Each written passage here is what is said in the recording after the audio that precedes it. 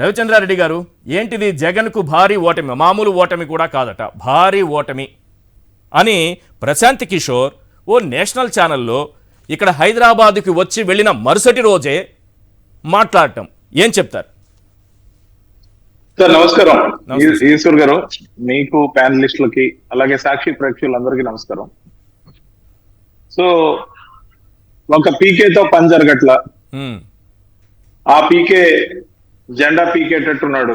అంటే ఆయన ఇచ్చిన పేమెంట్ కి సరిపోయేటట్టు మొదటి జెండా సభల అజెండా లేకుండా ఏడాపెడా జగన్మోహన్ రెడ్డి గారిని ఏదో యుద్ధం చూపిస్తానని, ఓ జగన్ ఏ జగన్ అని ఏదైతే అరిశాడో ఆ అరుపులతో పని జరగడంలా, ఖచ్చితంగా కూడా అతనికి రావాల్సిన మైలేజ్ గానీ ఇమేజ్ గానీ రావడంలా, ఏం చేసినా పార్టీ గెలుస్తుందనే, గెలుపు బాట పడుతుందనే మౌత్ పబ్లిసిటీ రావట్లే, ఏం స్ట్రాటజీలో ఏమో కానీ కుంప ముంచేలాగా ఉన్నాయని, ఖచ్చితంగా ఏం చేసినా అక్కడ ఇక్కడ మేము వద్దనుకున్న వాళ్ళు, మా మీద కాస్త అలకపోయిన వాళ్ళు, మరి పార్టీ మారితే నాయకులు మారచ్చు, నాయకులు కొంతమంది మారితే కేడర్ అంతా మారు, కేడర్ కొంతమంది మారితే ప్రజలు అసలే మారు. ప్రజలు మేలు చేసిన వాళ్ళని ఎప్పటికీ గుర్తుపెట్టుకుంటారు. ప్రజలు ఎప్పుడు కూడా విశ్వాసఘాతకులు కాదు. ఖచ్చితంగా ఈ విషయాన్ని గమనించి పల్లెల్లో నుంచి పట్టణాల్లో దాకా ఏదైతే జగన్మోహన్ రెడ్డి గారికి అనుకూలమైన వాతావరణం ఉందో, దాంతో ఎటువంటి పరిస్థితుల్లో తెలుగుదేశం జనసేన కలిసినా, తెలుగుదేశం జనసేన బీజేపీ కలిసి వచ్చినా, వైఎస్ఆర్సీపీ తిరిగి అట్టడుగున చెప్పిన సర్వే సంస్థలు కూడా 110 నుంచి 130 దాకా ఇస్తున్నాయి. మనకి గెలుపు బాట రాదు అని ఏదైతే జనాల్లో పోతుందో, దీన్ని ఏ విధంగా అయినా మసిపూసి మారేడుకాయ చేస్తే తప్ప మన పార్టీకి ఇన్వెస్టర్లు రారు. ఇది ఇన్వెస్టర్ల కోసం ఇన్వెస్ట్ చేసి తీసుకొచ్చిన ఈ పీకే ద్వారా ఇచ్చిన స్టేట్మెంట్ ఇది.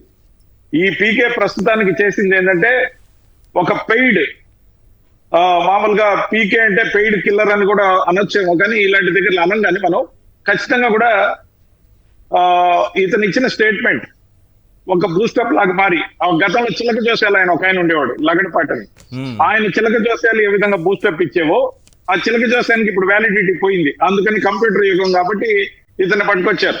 కానీ గతంలో 2019లో వైఎస్ఆర్సీపీకి స్ట్రాటజిస్ట్ గా పనిచేసినటువంటి వ్యక్తి ఇప్పుడు ఆ పార్టీకి భారీ ఓటమి తప్పదు అనేటటువంటి స్టేట్మెంట్ ఇస్తే ఇది ప్రజలకు స్ట్రైట్ గా వెళుతుందా లేదా?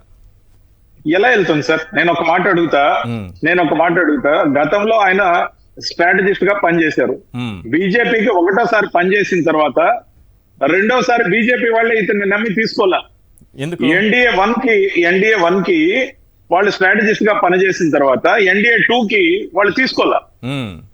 మోడీ గారు రెండోసారి ప్రధానమంత్రి ఈయన లేకుండానే అయ్యారు. అలాగే జగన్మోహన్ రెడ్డి గారు ఒకసారి సీఎం గా అయిన తర్వాత రెండోసారి ఈయన తీసుకోలే.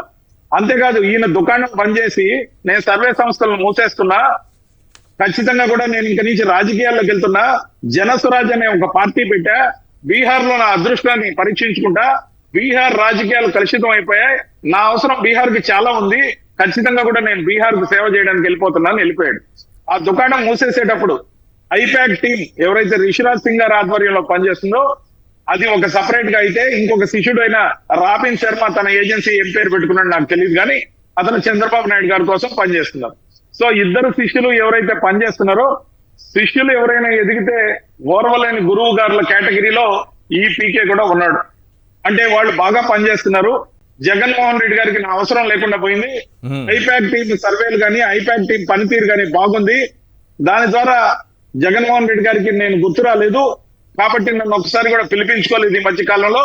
అంటే నేను మరీ అంత చేత కాకుండా పోయానా, ఎవరో ఒకరు పనికిరానోడు అని నన్ను పిలవకపోతాడు. జలస్ ఫీల్ అవుతున్నారు.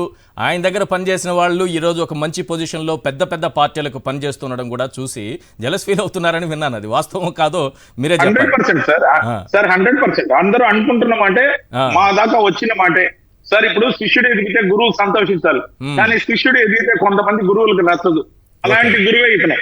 ఆ రోజు వాళ్ళేం పాపం బయట రాలే, ఈయన దుకాణం మూసేశాక వాళ్ళు కంటిన్యూ చేస్తామంటే ఈయన ఆశీర్వదిస్తేనే వాళ్ళు ఐపాక్ ని ముందుకు తీసుకెళ్లారు. ఐపాక్ ద్వారా విశేషమైన సేవలు అందించి ఈయనకి మొత్తం పేరు కట్టబెట్టారు ఆ శిష్య బృందం గతంలో. ఏం సార్, ఆ శిష్య బృందం కదా మొత్తం క్రెడిట్ అంతా కూడా ప్రశాంత్ కిషోర్ కి ఒక బ్రాండ్ నేమ్ గా తయారు చేసింది ఆ శిష్య బృందం కదా, ఆ ఐపాక్ బృందం కాదా? ఐపాక్ బృందమే ఈ రోజు సపరేట్ గా మీరు దుకాణం మూసాక వైఎస్ఆర్సీపీకి పనిచేస్తుంటే జగన్మోహన్ రెడ్డి గారికి మీ అవసరం రాలేదని చెప్పి మీరున్న దుగ్ధతో ఎవరో ఒక పనికి మాలినోడు ఎవరో ఒకరు పిలవకపోతారా తలక మాసినోడు అని వెయిట్ చేస్తున్నప్పుడు చంద్రబాబు నాయుడు గారు పాపం జాకీలు పెట్టి ఏబిఎన్ TV5 లేకపోతే ఈనాడు, ఆంధ్రజ్యోతి, లేకపోతే ఈటీవీ, మహాన్యూస్లు ఇలాంటి అన్ని కలిపి జాకీలు పెట్టినా లేయట్లేదు. ఒక పవన్ కళ్యాణ్ తెచ్చాం, అతనికి ఏం ప్యాకేజ్ ఇచ్చినా అరుపులు, ఊపులు, పూనకాలు తప్ప ఆడ గ్రౌండ్ లో ఏమీ లెగవట్లేదు. ఎన్ని సర్వేలు చెప్పినా దేశం అంతా పోల్ ఆఫ్ పోల్స్ లాగా అన్ని సర్వేల్లో కూడా వైఎస్ఆర్సీపీకి 10 సీట్లు అటో ఇటో ఖచ్చితంగా మళ్ళీ మెజారిటీలోకి ప్రభుత్వం వచ్చేది మాత్రం జగన్మోహన్ రెడ్డి గారు అని చెప్తుంటే ఒక్కరు కూడా తెలుగుదేశం పార్టీ మీద ₹1 ఇన్వెస్ట్ చేయడానికి ఎవరు రావట్లా.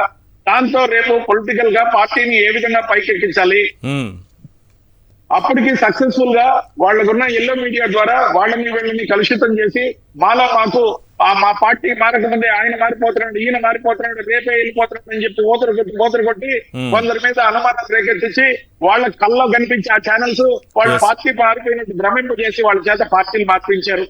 పార్టీలు మార్పించినంత మాత్రాన వాళ్ళ ద్వారా మొత్తం ఓట్లు వచ్చేస్తాయని కళ్ళకు అంటున్నారు. చూస్తారు మీరు రేపు. ఏంటంటే ప్రజలకి 82 నుంచి 87% మందికి సంక్షేమ పథకాలు అమలయ్యాయి. ఏ సంక్షేమ పథకం కూడా ఒక్క ఇంటికి కూడా ఆ సంక్షేమ పథకాలు ఓట్లు వేయవని చెప్తున్నారు కదా ఆయన. ఆ సంక్షేమ పథకాలు ఓట్లు వేయవు, బటన్ నొక్కితే ఓట్లు పడవు అని అంటున్నారు. కానీ ఆశ్చర్యకరంగా ఏంటంటే ఇవే సంక్షేమ పథకాలకు సంబంధించి 2019లో నవరత్నాలు అనేటటువంటి అంశాన్ని ప్రజల్లోకి తీసుకెళ్లడంలో ఈయన వెనకుండి పనిచేశారు.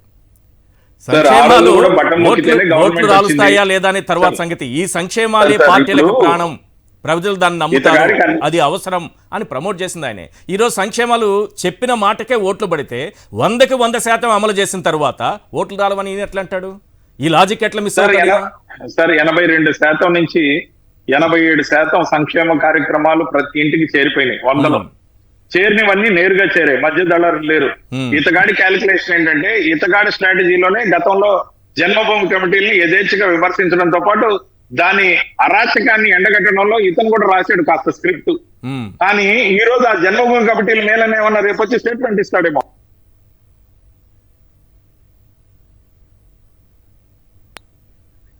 మీ ఆడియో మ్యూట్ లో ఉంది. ఖచ్చితంగా కూడా వస్తుంది. క్లియర్ చెప్పండి సార్. జన్మభూమి అనే కమిటీల పేరు బాగుంది. జన్మభూమి అంటే దేశభక్తికి సంబంధించిన పేరు. తిరిగి జన్మభూమి కమిటీలని మీ ఆంధ్రప్రదేశ్ లో తెచ్చుకోమని చెప్తాడేమో ఇతగాడు. మరి పేమెంట్ కొంచెం పెంచాలేమో తెలియదు. అసలు what basis he's having about Andhra Pradesh, which way he's related to Andhra Pradesh now. He's not having any deal with any party openly. This is a hide agreement. This is a hide agreement. This is a paid agreement to comment on this in national channels or in name of national channels. అంటే వాటిని వెంటనే yellow మీడియాలో పెట్టాలి, net లో పెట్టాలి, social మీడియాలో పెట్టాలి. తద్వారా అబ్బా తెలుగుదేశం పార్టీ మళ్ళా గెలుస్తుంది. సార్ తెలుగుదేశం పార్టీ అంటేనే టోటల్ గా దివాలా తీసిన పార్టీ. ఈ రోజున టీడీపీ టోటల్ గా దివాలా తీసిన పార్టీ. రేపు ఎలక్షన్ అయిన తర్వాత టీడీపీ తూర్పు తిరిగి దండం పెట్టే పార్టీ. మీరు చూస్తారు. ఎందుకంటే జనం 82% నుంచి 87% ఎవరైతే మేలు పొందారో ఖచ్చితంగా మేము ఇంప్లిమెంట్ చేసిన సోషల్ జస్టిస్ కొందరికి నచ్చక మా పార్టీ వదిలిపోయి ఉండొచ్చు. ఖచ్చితంగా రేపటి రోజున ఏదైతే దాంట్లో 60% ఓట్లు వచ్చినా 161 సీట్లకు మించి మేము గెలవబోతున్నాం. మీరు చూస్తారు పోటెత్తిన vote bank, positive vote bank tsunami. బాక్సులు బద్దలయ్యేటట్టు పోలింగ్ మొదలయ్యాక మధ్యాహ్నానికి రిజల్ట్ కనపడుతుంది. మీరు చూడండి. రైట్